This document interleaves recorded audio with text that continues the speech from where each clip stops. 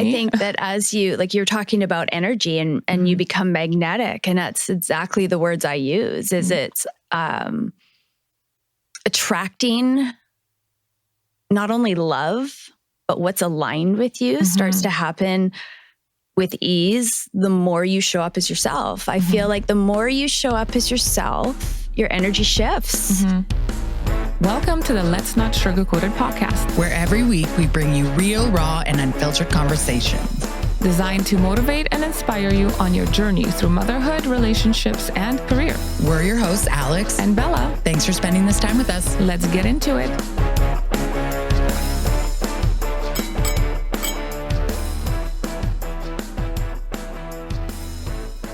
Welcome. Today we have the lovely Jaime Morgan back in studio.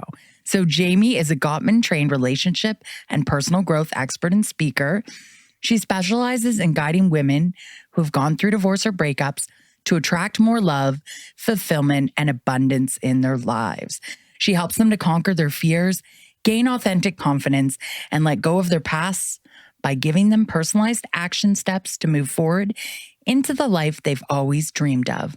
Welcome, Jaime. Welcome back. Thank you. We're excited to have you. I'm excited for the conversation. Good. Yes, I know. It's been a while. It's been a minute since we've had you on here, but we're always excited to have you here and share your wisdom and advice with us all about, life after divorce. Yeah. So, yeah.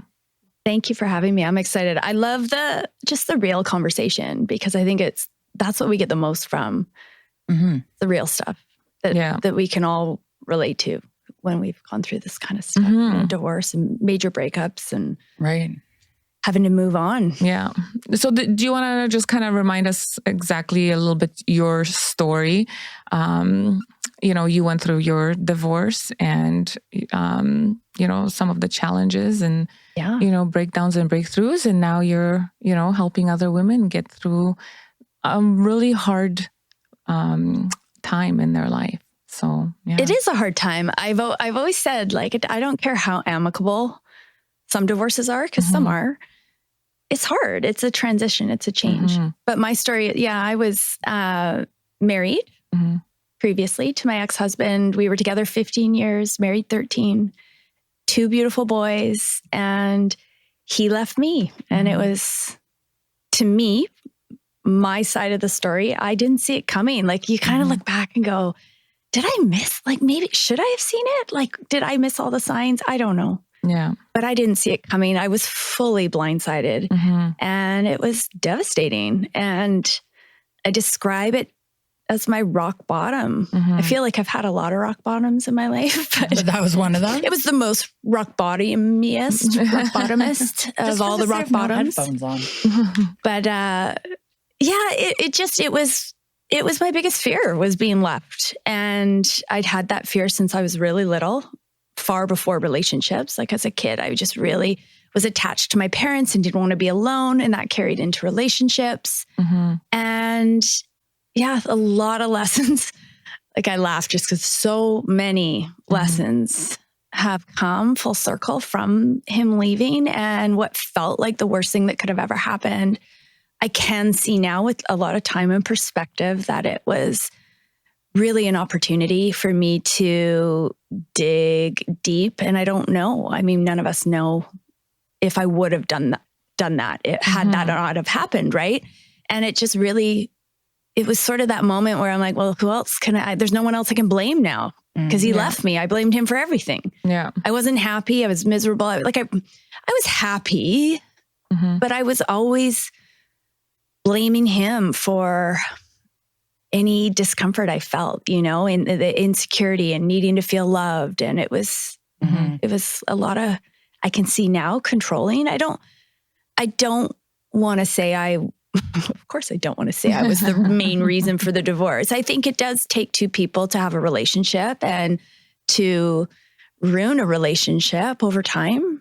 But I can definitely own my part of it now and really see how I definitely contributed to what I'm sure he felt It was really a lot of pressure. It was me trying to control the things that felt completely out of control in my life. And do you think, do you feel like he takes like ownership for his part in it, or you not? You don't know? I don't know. We don't talk, like, we're amicable now. We raise our boy, like, it's a new relationship, right? When I work with women, I talk about this a lot. Like, unfortunately, if you have children, I say unfortunately, just because a lot of times it would feel so much easier if we could just walk away, be like later, like never again. Yeah. But when you have children, this is a new relationship you have to develop. And for us, and I'm grateful that he shared this with me, is that we wanted the best for our kids. And so we both were willing to pull our heads out of our asses. And I don't want to say we both owned our shit because we didn't talk about it a lot together. Yeah. Right. But we just developed a new relationship that's amicable and friendly. And we're both parents of these kids, and the kids mean the world to us. And I'm lucky enough to have they're lucky enough to have a father in their life that he is a really good dad. So I know that's not always the case, but, and so, yeah, we do 50-50, but we haven't had those conversations. It's not like he's ever come to me and apologized for anything, but I'm not waiting for that. I don't need that. I think that's the problem with a lot of our own healing, is that we make it dependent on things that are out of our control. For sure. Yeah. And my healing had to be 100% up to me and nobody else. And, if I were waiting for him to apologize for me to feel okay, I'd be continuing the pattern that I was doing in my past life with him, is making it all about him. I was going to feel okay if he did this and he said this and right? Yeah. And I had to release that. And that's a huge part of what I try and help women with, is really letting go of the things that they have no control over. And it's hard. It's hard to recognize it when you're in it. It really is. For sure. Yeah. So then how would you say that you control, I hate this microphone, but how would you say that you coach people? Because no matter what, no matter how amicable you are, and there are times when you're not married to that person anymore, they do something that pisses you off, or like something happens and you're like, okay, this is annoying right? Like 100%. All the time. So then how do you coach people to, I get like the idea of owning your shit and all that, changing your patterns, all of that. But what's the balance there, I guess, is what I'm trying to get at. Like there's some part of it that it's just part of the process. Like there's going to be times that you're not going to see eye to eye, that you're going to want to murder that person. 100%. Not murder them, maybe, disclaimer. But yeah. You might be bitter. There's, and I think, like I said, it's a new relationship. So it's always, I really always come back to what part of this is under your control. And once we can identify that, then that's what we work on, which is usually the only thing we can control is our thoughts, our actions, and our reactions in this present moment. So we're really feeling our feelings, because our feelings are valid. Like you say, the anger, the rage is real and it's valid. But how is it going to serve you? So allowing yourself to feel it, but then being able to surrender to it, release it, and come back into the present moment and choose to show up in a way that's going to serve you and the new relationship that you have with him or her. And then I teach a lot of communication skills. Right? Because you have to be able to, it's the same as if you were still in a relationship, in the sense of you have to be able to talk to each other in a way that's conducive to raising these children. So I'm going to do a little something different. Let's say, because you're going through a divorce, Alexandra, and is there like a specific situation that maybe you guys could talk about and get that coaching? No, I don't want to do that. I'm okay. Alex is like, no thanks. No, I'm good on that one. But I mean, I've spoke to Jaime before about like some divorce coaching stuff, and I just don't feel like that's going to be the best for my new relationship with Brad if I get on this podcast and get coached about an issue that we do. So I'm out on that one. The cool thing is when we did talk about these, like the real raw stuff that was happening in the moment, it really did come back to, okay, like it's choosing your actions and really like, because at the end of the day, you can't change him.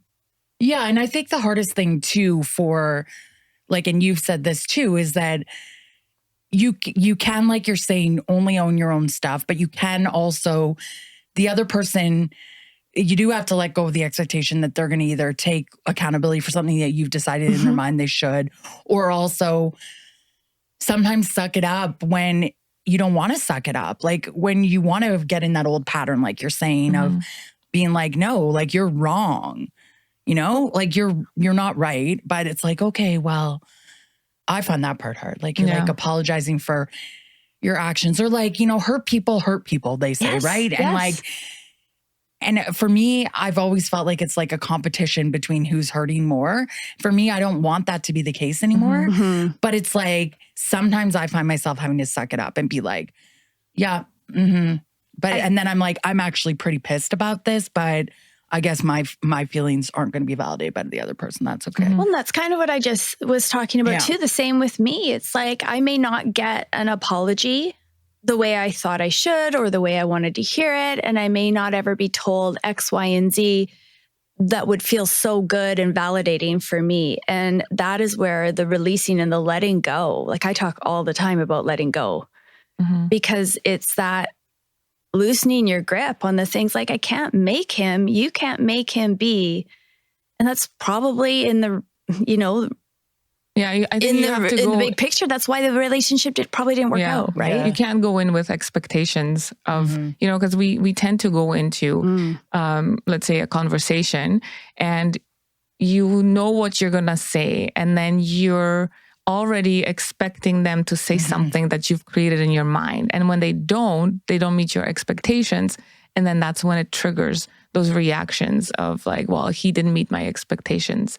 You know, he's wrong. I'm hurt. And then the conversation goes nowhere. It's hard to let that go. You know, it is definitely it's hard. Some of the hardest work in the world. And that's where, like, I really talk in my work about developing self-love. I did a reel about it this morning in my car. Authentic self-love. So for me, my life growing up, I thought I was always working so hard. I want to be confident. And I don't think it was totally conscious. I think it was an unconscious thing in the back of my mind that I felt like if I had a certain number on the scale and I looked a certain way and I had whatever it is, the clothes, whatever outside, right? That then I would feel confident. Or if I reached one of those goals of like a number on a scale, then I felt really good about myself. And I thought, now I'm confident. What I've learned since doing my own inner work that happened when I hit that rock bottom, when he left me, and I realized I have nobody to blame but myself. And the only one that's going to pick me up off the floor is me. That I had to find that authentic self-love. And to me, it's entirely different because it's not about anything outside of yourself. It's entirely about who you are and the essence of you. And that's nothing that can ever be taken away. And I really think most of us haven't really ever found her or him and that haven't really understood what that feels like. And for me, when it happened, it was surprising because it didn't feel how I thought it would feel. It felt better.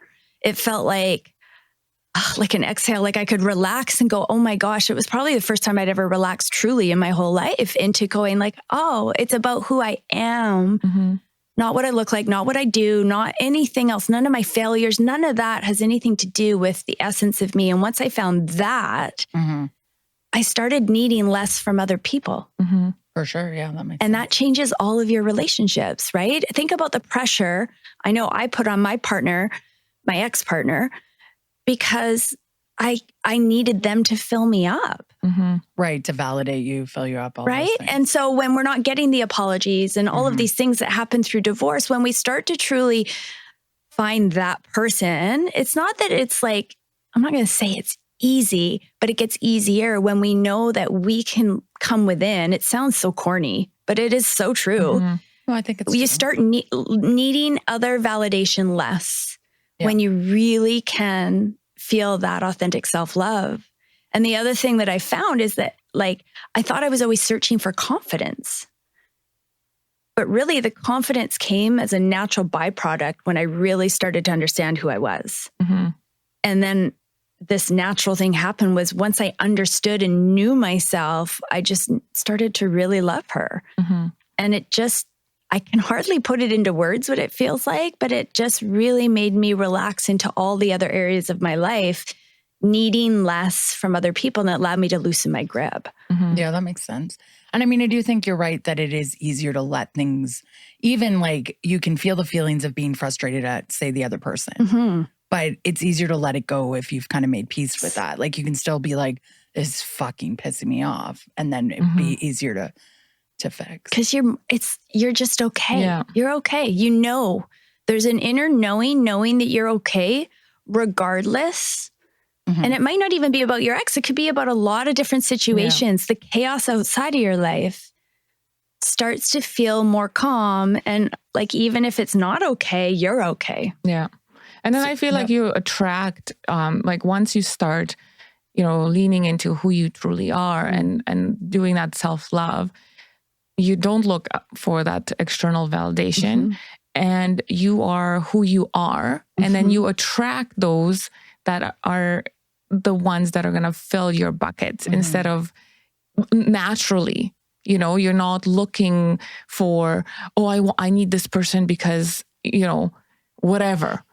So it's quite, because I did some self-work as well over the summer. Like I said, we got rocky with Lee a little bit just because of a lot of trauma that has happened. And just working on ourselves and owning our shit and then going, hey, I don't need that person to make me feel a certain way. I can do that by myself. And when I do that, I'm able to give that love back and that affection and that understanding. So yeah, it's definitely a journey. And I think that as you're talking about energy and you become magnetic, and that's exactly the words I use, is it's attracting not only love, but what's aligned with you starts to happen with ease the more you show up as yourself. I feel like the more you show up as yourself, your energy shifts and you're in alignment yourself, you're more in flow. And then it's almost like magic. It's the coolest thing. And things start showing up in your life. It's how I attracted Justin into my life. It was when I really dug deep into that self-love, he showed up in a different way than he had in the past. We attracted our lake house that way. Our boat, our dock, like there was lots of things that was very energetic in being able to show up in alignment.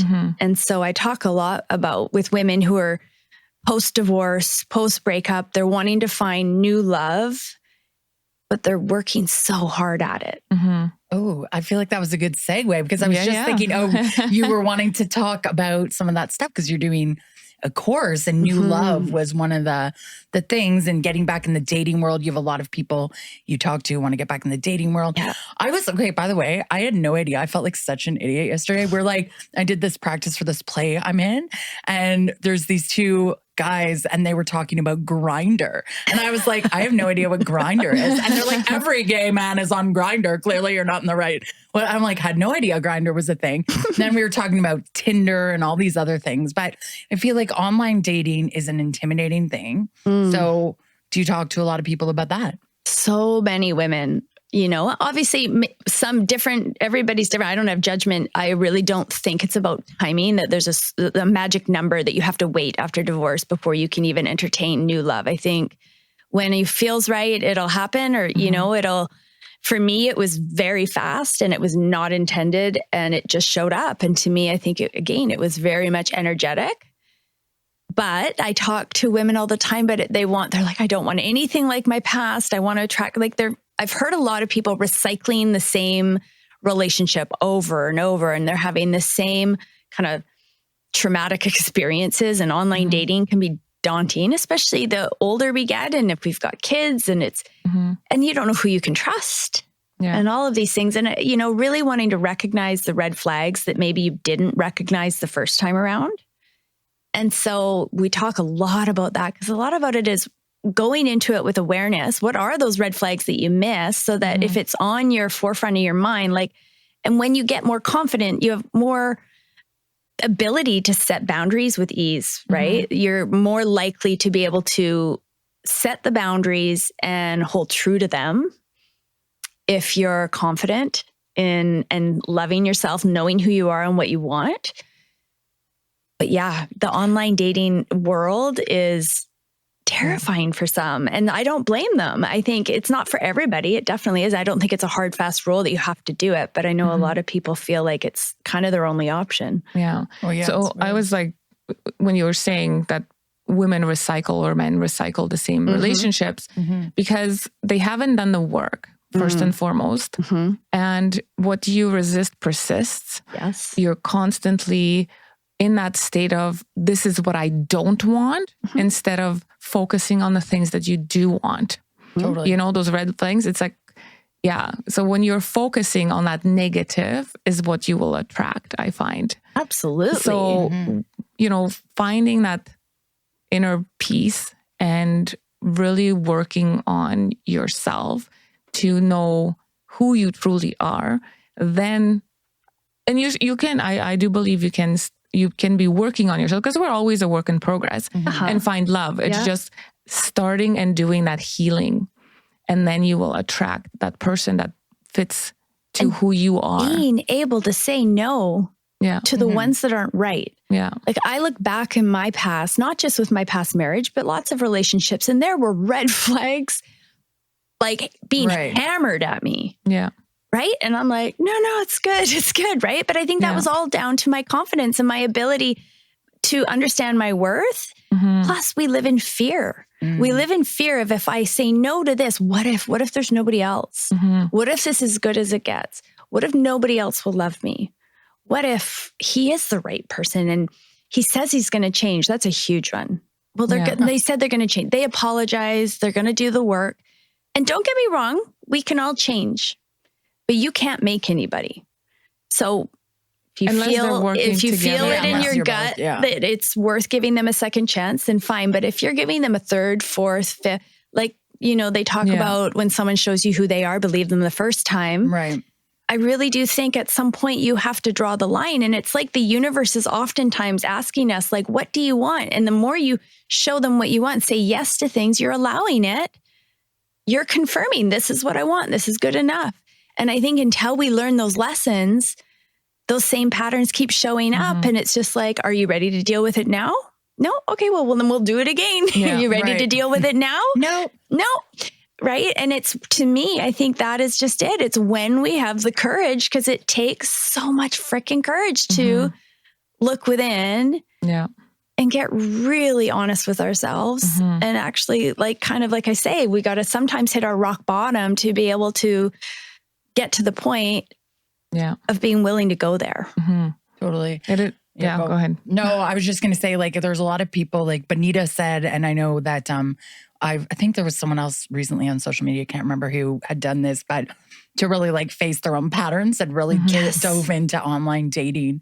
And Benita talked about this on our podcast, but she just dated a ton of people and she was looking for when it felt uncomfortable or when it felt like a pattern had arose that she was like, no, I still have to work on this. And the person I was following on social media, I remember it was, I don't want to out her in case she wasn't, but she was saying something similar. She was like, I just committed to dating. We went to that talk at Women, Wine and Wellbeing. That girl said the same thing. She's like, I just dated people to come up with a pattern. It makes sense. Yeah. I did that too, because prior to Lee, I was in an 8.5 year relationship, engaged twice actually. Once he left 3 months before the wedding, and then he came back. And my ego was, I'll take you back, even though I should have never taken, because the relationship never. But our pattern was, we would fight, we would break up. We'd fight, we'd break up. I never loved this man.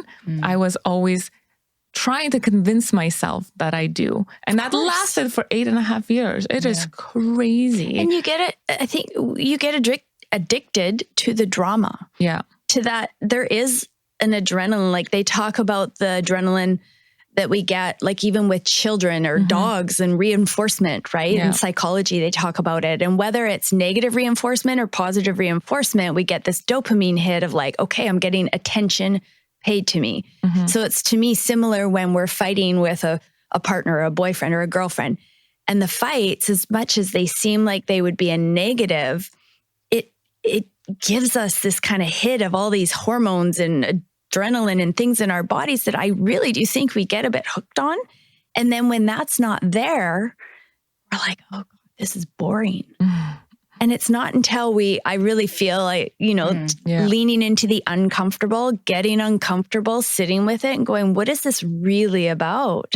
Right. Right. And why am I continuously entertaining these toxic relationships that aren't healthy? What would it feel like to be in something that was really good? And I was talking about this recently because it's so different when you meet your person and when it's energetic and when it's aligned and when like your match shows up. Like I call it soul recognition. It feels so different. And I've talked to a few people now because I've made it a point of going, okay, tell me about how it felt for you. Because I know how it felt for me. And it was inexplicable. It didn't make sense on paper. I was really worried about what everybody else was going to think about me because it was so soon after my divorce that Justin showed up. But I just knew. And it wasn't something that anybody else could really understand except for the fact that we both felt it. And it was so different than anything else. Justin said he was never going to get married again. And then all of a sudden we were engaged within 6 months. Like it didn't make sense on paper, but it wasn't about that. It wasn't logical. It was just, it felt entirely different. And I think that that's what happens when you have two people that have been willing to go there, dig deep, find themselves, learn to love themselves. So they're not going into a relationship needing love, but they're ready for it. Right. And they're in that place. And then when that person shows up, it's not to say you have to be completely healed. Like you were talking about, I don't think anyone's ever completely healed. Yeah. But it's when you're both in this process of the willingness of getting to know yourself and wanting to improve and always evolving.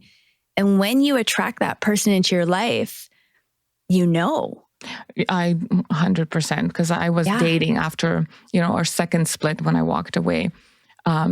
I did the dating, right?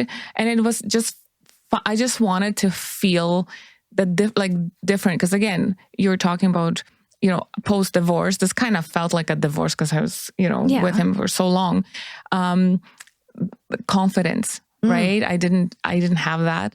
You stay around because you're like, oh my gosh, what if this is it? What if I'm never gonna be loved? Like all that kind of stuff. But then once I've had enough, and everything inside me was screaming, like, this needs to stop. It stopped and I felt so free. And that's when I went and started finding myself. But I was finding myself through dating, right? Because that's what I'm like, okay, what do I like? And that's what I was focusing on. Okay, I like this. I don't like that. But it was mostly, okay, what do I need? What feels good to me? And what makes me feel good?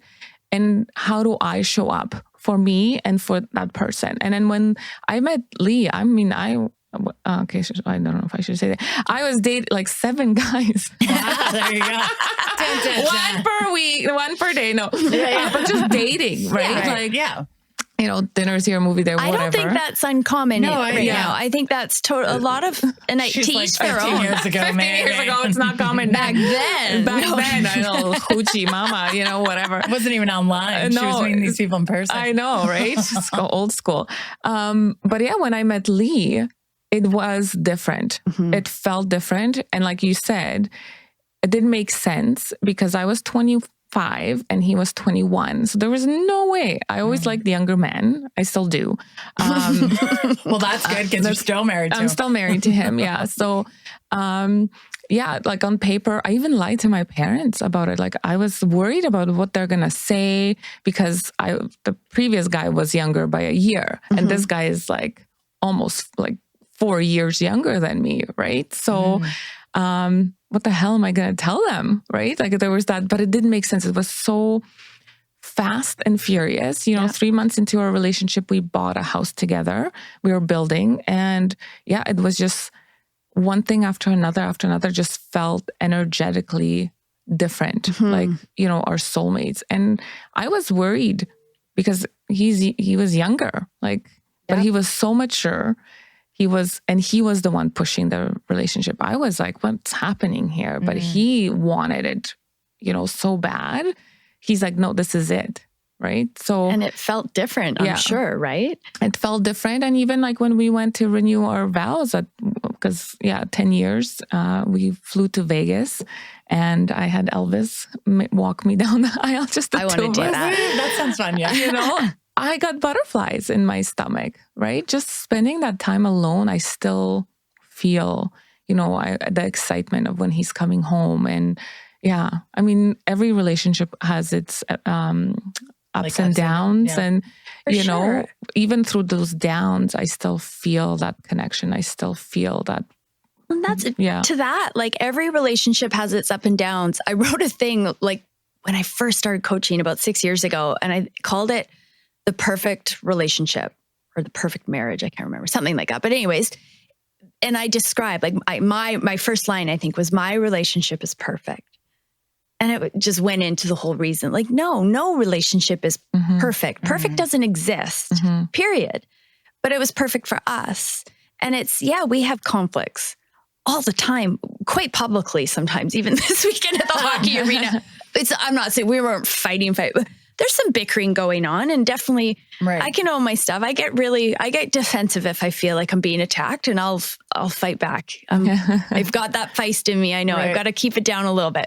But that's the difference, is it's not, there's so much confidence in this relationship. I don't have any doubt it'll last forever.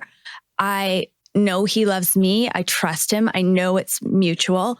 And when it feels different like that, it's just like the conflicts happen and we work through them. And it's not like before, anytime there was a fight, I would like become dysfunctional. It would take over my whole world. It was just different. And so I really do think that when you find your person, you're able to go into these relationships. And yes, you might have to learn the tools and learn how to communicate well and manage conflict and all of the healthy relationship kind of stuff. That's important. But it's not a make or break it, because there's this deep inner knowing and trust that is entirely different than anything I know I've ever experienced. And like I say, the more people I talk to, I'm finding, like Bella, that it is something that we all feel. Brian's adjusting this mic because it's the worst. Sorry. I'm curious. I'm not supposed to be asking the questions, but I'm curious from Alex. I know you're more freshly divorced than I am. I'm not even officially divorced, but separated. Like, what are the fears you're feeling right now? You mean around like new relationships, like you were asking me before? Yeah, just all the things. I mean, I'm not really focused on a new relationship, but I do certainly, like, I've had fears before about if I were to meet someone else. Like, there's a lot of it, right? Like, it's like the feeling of feeling old, or like not, like you're never going to attract someone because you're old, or like just the idea of dating sucks, and like, having kids, like you have had kids before, like again, having to start over is what you want it to be, like all those things. And also I think once, Jamie, you and I were talking about this, there's that feeling too, like when people move on in a new relationship and you have a blended like household, and say you're with somebody who I think you were talking about this too, like about, you're always like, you love your kids unconditionally because they're your kids, but somebody who's not their parent, they're never going to love them in that same 1,000%. They might love them, but it's not the same as a parent's love, right? So you hope that you pick someone good that obviously loves their kid. It's. I'm like sighing because I'm like, it's so strange. My ex and I used to talk about how sad it would be for those people. It must be so sad for those people who have gone through divorce. Like, this is so ironic that we used to talk about this, and not just once, like often. So sad for them, because like I couldn't imagine ever talking about our kids with anybody else. Yeah, now here we are, right? But, you know, I think it's different, but we do it. And that's the thing. It's scary. And I think it is. There's just so many fears that come up, and we can get in our head about it. But then when we lean into it, you know, I remember I have a girlfriend, a dear friend of mine that I've known forever, and she got divorced. She has 3 little boys when she got divorced. And I remember her saying, who's ever going to want to date me? I have 3 little boys. And like, how am I ever going to meet somebody? Well, she's been with the same guy for, I think, almost 8 years now, I want to say. And they have a fabulous relationship. Yeah, that's nice. And if as many people that that are sitting there right now at home feeling like, who would ever love me? I've been through this. I'm in my 40s, I'm this, or whatever it is, the story you're telling yourself. There's equally the same amount of people going like, I'm looking for somebody, and I've been through that too, and who can connect on it. I mean, the divorce rate is 50% of all marriages end in divorce. So thinking about that, if half of us are divorced, we all need new partners. So we're all in the same boat. Like, not all, but like all of us divorcees, right? And we get it. And I think there is, not to make light of divorce, but there's something really unique and special that happens when relationships end, is because we get the second chance to have more clarity and to do it much more intentionally. Right.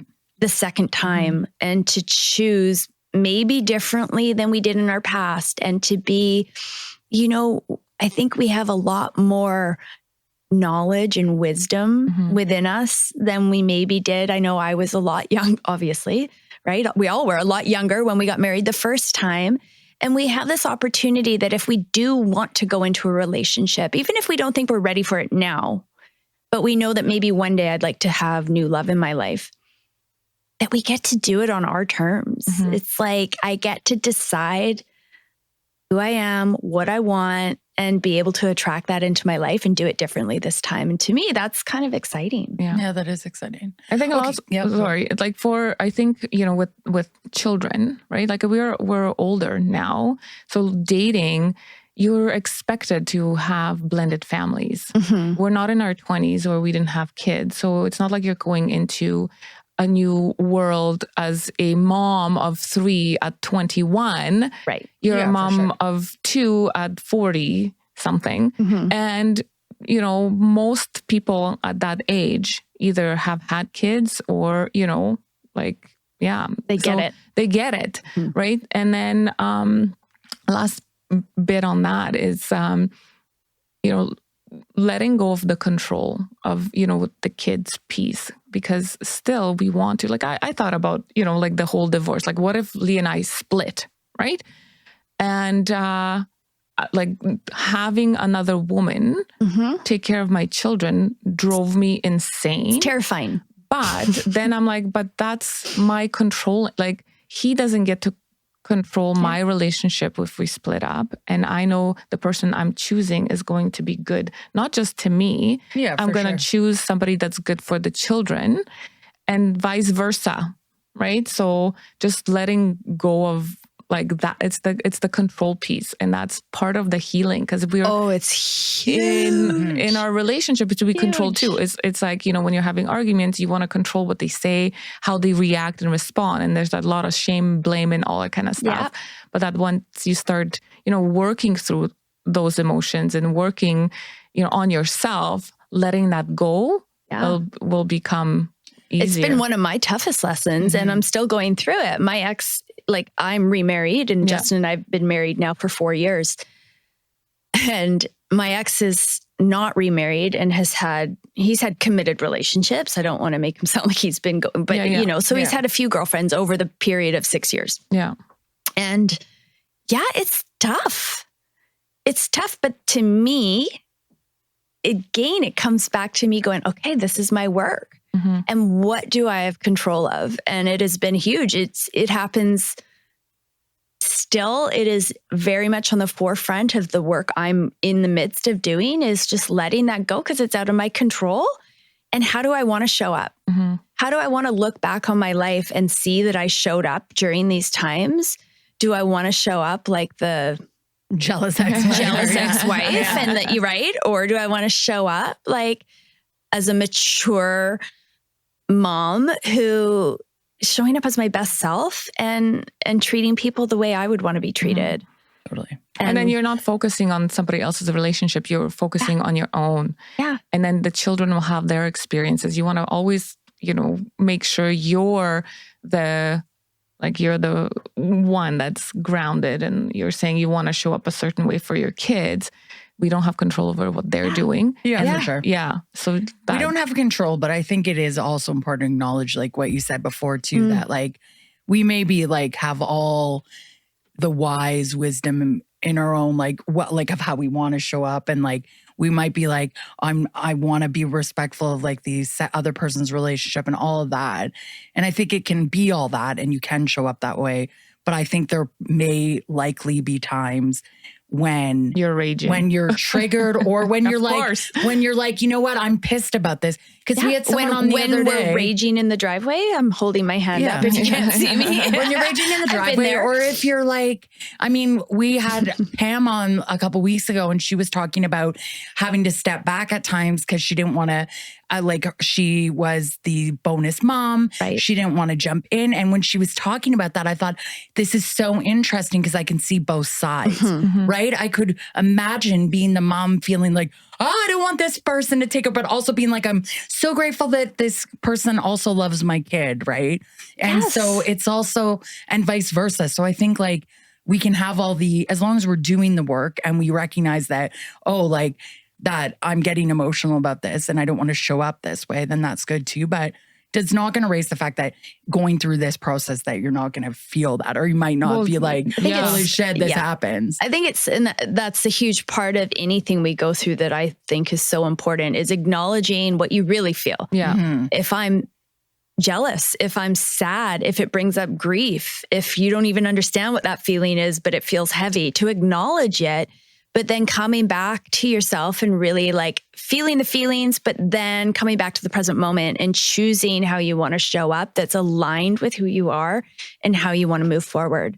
Totally. And that's not easy work. That's the goal, right? So we're not always going to do it perfectly. And I can attest for myself, I certainly haven't done it perfectly, but I am proud that I've done it better than I thought I would. Yeah, for sure. No, that makes sense. And then how, okay, so let's talk about co-parenting for a second. Yeah. So I'm sure you have women in your coaching practice, like they get remarried or they're in another relationship, or even maybe you've had this experience yourself. And then you're navigating co-parenting with your co-parent, but also your different parenting that you and your current spouse or relationship have. How do you navigate that kind of web? Again, it's communication. And that's where it really comes down to knowing how you feel about something and being able to communicate it in a healthy way. And then being able to separate yourself and come to a common ground as much as you can, because you can only own your part of it. So it's that fine balance with all types of relationships, right? Not just marriages. I mean, even at work, we're not always going to agree. So we can only control, we can contribute, we can express our feelings, we can express how we would like things to go. And hopefully you're talking to a person who can be as mature and be able to communicate in the same level as you. It's not always going to be the case. So then we've got to only manage and control what we can control on our end. And right, there's lots of different scenarios. I mean, we could talk forever on that topic because I do work with a lot of people who've had like police involved, and there's like a lot of scary situations. So, I'm definitely not an expert in managing all the things that come to different abusive situations with divorce. And I know that in my personal situation, I've been lucky enough to have somebody like my ex who's on the same page of our goals for our children. So it hasn't been that hard. And we really both work towards being really respectful. So if I feel strongly about something, he has never said no. He 100% will go, okay, I see that. Absolutely. And so, for example, if there's been something that we have been disciplining on because something went sideways at our house and I express it, he says, okay, I'll carry that through at our house too. Right. And so it feels that too nurtures the relationship and vice versa, because it feels like what we all want. It's validation and you feel seen and heard. And it's again, unfortunately for so many, right? We have to continue developing a relationship with someone we thought the relationship was over with. It's a new relationship though. But that's not even what I mean. Oh, I don't mean your ex. Oh, I mean, how do you navigate now? You've worked out parenting issues and co-parenting with your ex, but you're in a new relationship, and you and your current spouse disagree on the way to parent, and you have this co-parent. And you're like, we've come up to an agreement of how we're going to do this. We're both in line of this strategy. You and your co-parent, and you and your current spouse are like, maybe it's like that. They're like, that's not how I would do it. And you're like, well, this is how we're doing it. How do you navigate that? Because there's tough. A whole other layer, right? There's this other person you're not in a relationship with who's like the parent of your kids and also your alignment of it, right? Well, even for Justin and I, and it's tricky because he's done it before. He's got older kids in their 20s, 2 boys. So between us, we have 4 boys. He's raised them already. He's a high school teacher. He deals with kids all day. He's great with kids and he loves my boys 100%. But we parent a little differently simply because of the dynamics of the split. I think, Alex and I have talked about this before too, because I have a fear that I think a lot of us can relate to, that my kids won't want to be with me, that they just want to be with their dad, and that would break my heart into a million pieces. And it has before, because it's come up. Actually, it came up on Friday. Oliver came home and told me he didn't want to be here. I just want to be at dad's. And then he looks at me and he's like, did I just hurt your feelings? There's no heartbreak like that, stab in the heart like that. Like I have never experienced that kind of like heart pain as your kids saying, I'd rather be with dad. I'd rather live with dad. Especially when it's awful. Yeah. For me, it was like, and it's come off and on. And so kids are a little more simple sometimes, which I'm grateful for, because it really comes down to what fun things are at dad's house right now, or what fun things are at mom's house. But, it hurts because he left me. And I, especially in the beginning, I felt like he doesn't deserve for the kids. I was very, it was ego, but it hurt. I'm like, I didn't say any of these things, do not get me wrong, but I just felt like, why do you want to be with your dad? You should want to be with me. You want them to want you.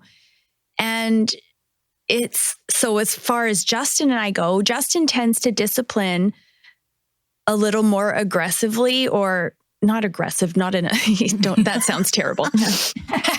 I don't mean that. A little more strictly. Assertive, yeah. And he'll hold whereas I'm a little more passive. Right. I never used to be that way, but it's because I'm afraid that they won't want to be with me. And God forbid if they don't want to be at my house, because like in my mind, the thing I have playing out is Justin disciplines.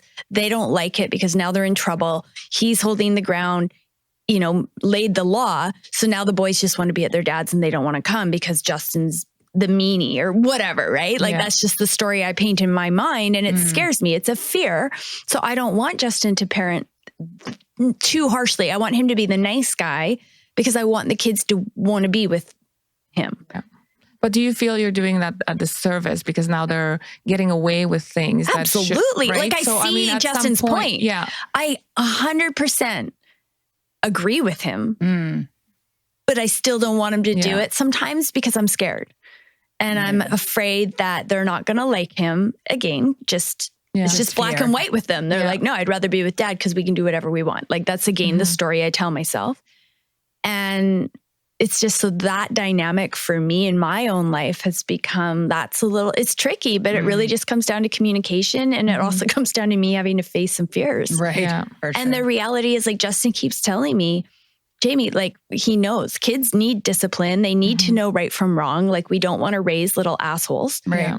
And this is like, he's like, I see the assholes at school that get disciplined or don't get disciplined. Like he's like, trust me, like this stuff matters. And I do agree. Yeah. It's just really hard. So I think it's where I've had to really face Because my own yeah, demons. Yeah. Because at some point, I guess, every kid, whether together or not, will say, I hate you. I want to move out. Yep. They may run away. They want to go to, whether it's the ex or it's grandma's house. Yeah. They'll be like, I'd rather go, spend time with whatever, right? Like I know Lee left home when he was 16, 16, I think, because he couldn't handle, the relationship between the parents, and he went to school in Calgary and left, right? So, I mean, they will at some point, yay or nay, sure. I don't know. Like I thought about leaving. I was like, get me out of here, but I was too afraid because too afraid of the Polish dad. Yeah. Well, no, I think there's truth to that, but I think that there is something, and maybe it's ego and whatever, but there is something about, and I think it's a really valid fear about the fact that, there does come a point, like when they're little, like my kids, if they say we want to go, and your kids even, they're still young, they say they want to live with dad. They like dad's house better. But there will come a time when they're 16, when they have the legal right, like you're saying, Lee left his house, and they can go choose to stay at dad's. And that it is heartbreaking because you don't go into a parenting situation thinking you're going to get your kids 50% of the time. And then you've created this option that allows for them to not even be around you 50% of the time, but they can choose to not be around you at all and be with the other parent. Whereas if you were together, they can say, I want to go live with grandma. And it's kind of both the parents' pain if they go live with grandma. Yeah. But in this case, it's like, and let me just stab you more in the heart. I'm going to leave you for the other parent. And I'm sure there's a bunch of ego in there and a bunch of self-worth and work and all that. But that is shitty. Like it's shitty. And you never go into a parenting situation thinking, shit, my kid's going to go live with just their dad. Like there's just a layer of that shit. Oh yeah, of course. It's not going to feel good if they choose to go. Yeah. But I feel like maybe when they go, the grass is not always greener on the other 100%. Side. So at some point they might be like, you know what? This sucks. I want to go live with mom. Yeah. Right? Sure. Because the rules will change. When they're there for a week, everybody's on their best fucking behavior. We're all playing, oh my gosh, because now it's become a competition. Who's the better parent? Not so much what's better for the kids, what's better for me to make sure that they love me and stay with me.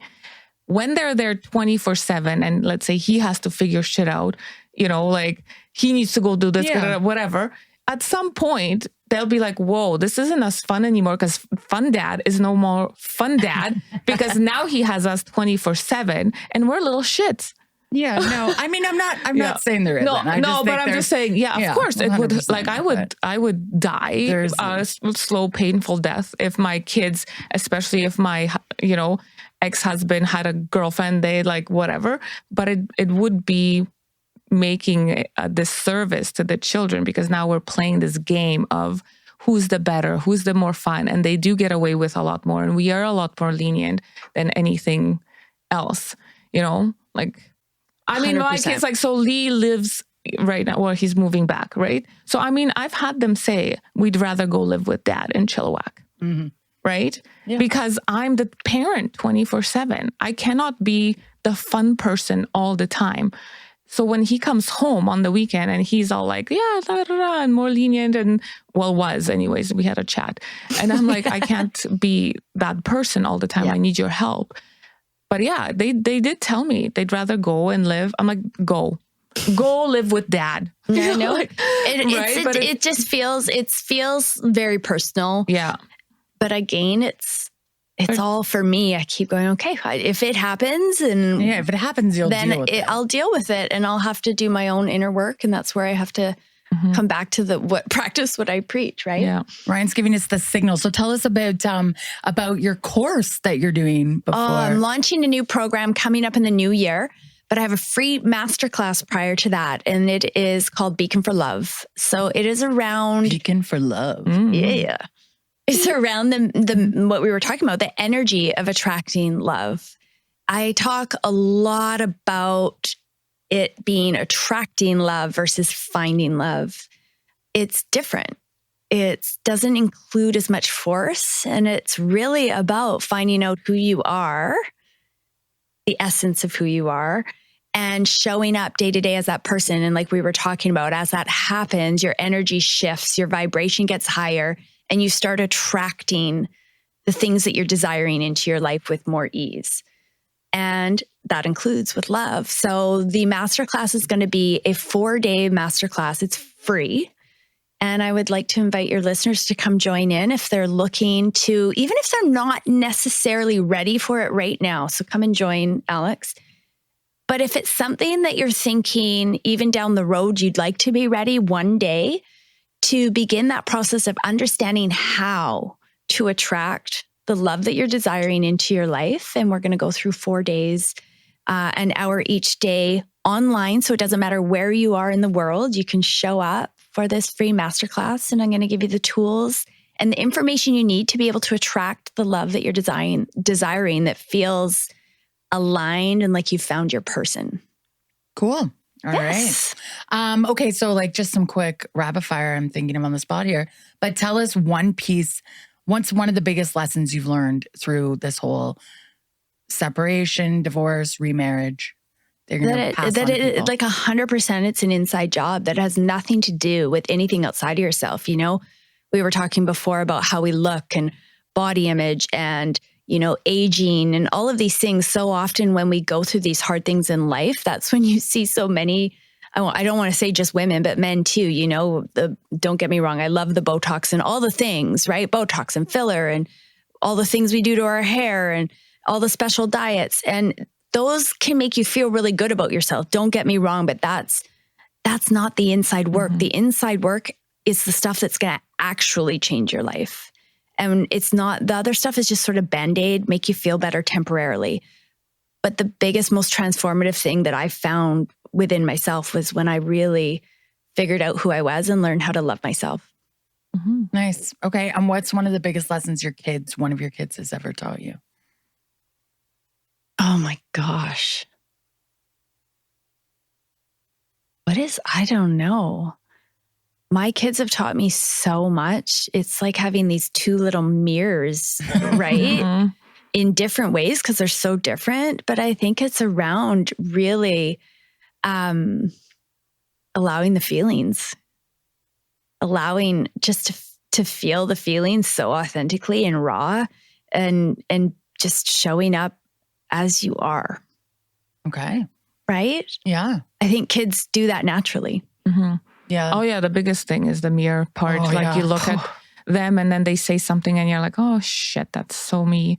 I gotta know, like, fuck. I need to like, right? Those Instagrams where they're like, I didn't know what an asshole I was. A mini me that looked and talked like me. Or whatever. And you're like, oh wow. Like, yeah. So just like, you know, how I want to show up as a mom, not, you know, it's a reflection. Mm-hmm. You know, sometimes you see and then you're like, holy cow, I need to change that because this is me. Like, this is my mirror. So that's one of my biggest lessons was like, just really, who do I want to show up as? And yes, we will make mistakes. Yeah. I mean, we can, you know, do the gentle parenting thing. And then sometimes it's just like holy shit, because, you know, we're all human. But then just getting back onto that and being like, you know, a little bit more being forgiving of ourselves too when we fuck up, right? Yeah. Oh, okay. Well, where can people find you? I'm most often on Instagram at the Jaime Morgan. Okay. Just check the spelling on my name. Oh, but Jaime is spelled like not how we instinctively want to. It's like Gem, Jaime. I know. Gem. You should be Gem Morgan now. Yeah. And my website, I just got redone. So I'm super proud and excited of the website. So it's jaimemorgan.com. Okay. Awesome. Well, thanks for being here. Thank you. Thanks for having me. Until next time. Bye. We hope you enjoyed today's episode and that you feel more empowered, moved, and inspired. Be sure to check out the show's description and follow us on social media at Let's Not Sugarcoat It Podcast on both Instagram and Facebook. also check out our YouTube channel where you can view and subscribe to our latest episodes. What you have to say matters, so send us your feedback and ideas on what you'd like us to talk about so we can serve you better. And remember, motherhood is a team sport.